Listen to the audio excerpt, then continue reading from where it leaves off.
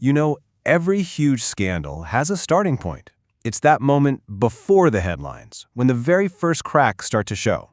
In this explainer, we're going to go all the way back to the beginning of the Jeffrey Epstein case to understand how the first whispers of wrongdoing eventually became a story heard around the world. And that's the thing, isn't it? Scandals almost never explode out of nowhere. They start small. They start with a whisper. And that's exactly what we're looking at today. How a bunch of seemingly disconnected complaints from individual voices slowly started to link together and build a case that would one day be impossible to ignore. Okay, so let's start right there with those very first cracks, the earliest accusations that were coming out when really no one was connecting the dots yet. To really get what was happening, you gotta rewind a bit. Back in the early 2000s, Jeffrey Epstein wasn't the infamous name he is today. Not at all. He was known in certain circles as this incredibly wealthy, powerful financier with connections everywhere.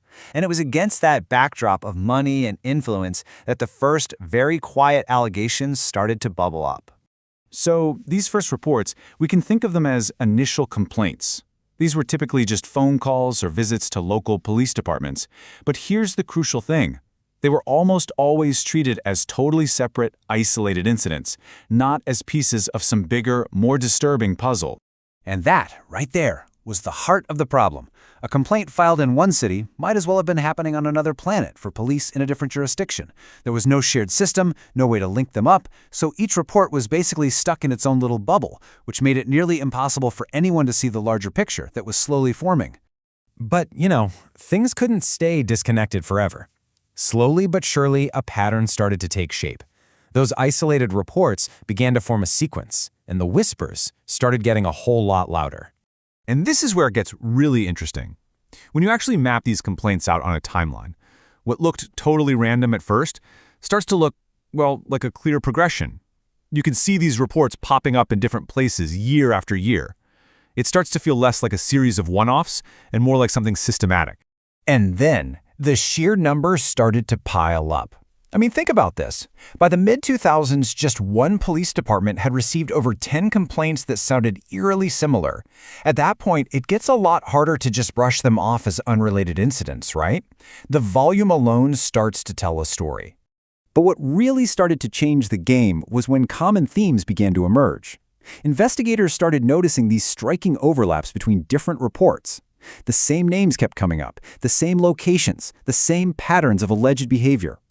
This is exactly what pattern recognition is all about, when all the different details start to rhyme. And of course, behind all the data and the police reports, there are human beings. A statement like this one, it just captures that deep frustration from the early phase. That feeling that you're just one person, not being heard, not being understood as part of something bigger. It really shows you how hard it was to break through all that noise. So all these different streams of information, they were all flowing together, building and building towards what you'd call a tipping point. That critical moment when the evidence becomes so heavy that law enforcement is forced to launch a serious, coordinated response. And wow, you can really see the shift right here. The whole official response just flipped. It went from being fragmented, local, where every case was handled on its own, to a coordinated, serious investigation with multiple agencies all working together. That right there, that's the tipping point. So what caused that big shift? What finally pushed it over the edge? Well, it wasn't just one single complaint or one piece of smoking gun evidence.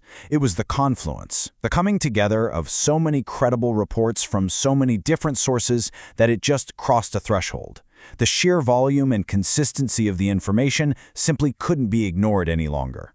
So how did that escalation actually happen? It really boils down to two key things. First, that pattern recognition we've been talking about. But the second piece was absolutely crucial: increased communication.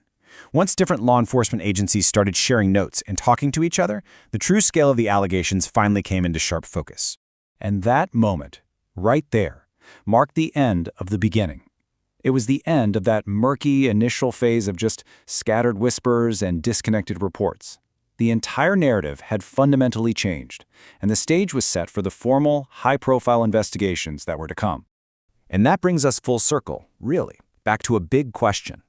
Looking at this whole journey, from one quiet complaint to a massive investigation, you have to ask yourself, What is the threshold for action? What does it actually take for a system to finally stop and listen?